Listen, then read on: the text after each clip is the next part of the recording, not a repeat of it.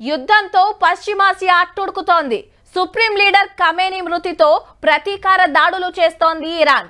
మెరుపు వేగంతో గల్ఫ్ దేశాలపై మిసైళ్లు, డ్రోన్లు వదలడంతో ఆయా దేశాలపై యుద్ధ మేఘాలు కమ్ముకున్నాయి. అటు అమెరికా బలగాలు, ఇటు ఇజ్రాయెల్ సంయుక్తంగా ఇరాన్ను కట్టడి చేసేందుకు ఎత్తులకు పై ఎత్తులు వేస్తున్నాయి. మరోవైపు హార్ముజ్ జలసంధి మూసివేయడంతో ప్రపంచ దేశాలకు చమురు కష్టాలు తప్పేలా లేవు. ఇరాన్ కు కొత్త సుప్రీం వచ్చిండు.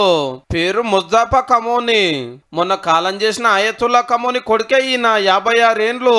తండ్రి లెక్కనే దేశం కోసం ఆలోచన చేస్తాడని పేరు ఉంది.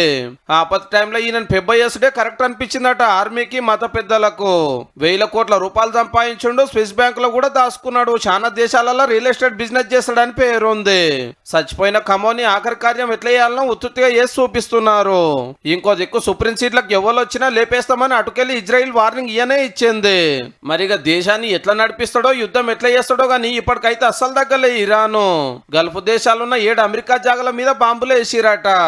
ఇగటు అమెరికా హిమ్మత్ ఇజ్రాయిల్ కూడా రువాడి చూపిస్తోంది. 5 రోజుల యుద్ధంలో 1000 మందికి మీదనే కాలం చేసిరట. అట్లనే ఇరాన్ కిమ్మతిస్తున్న లెబనాన్ కూడా సూటి పెట్టిండ్రు.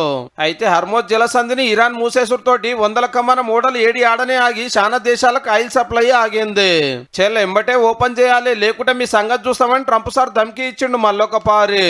ఇంకో దిక్కు పాకిస్తాన్ లో ఉన్న అమెరికా ఆఫీసుల మీద అటాక్లు అవుతుంటే ఆడున్న ఆఫీసర్లంతా అదురుకొని సొంత దేశాలకు పోతున్నారు.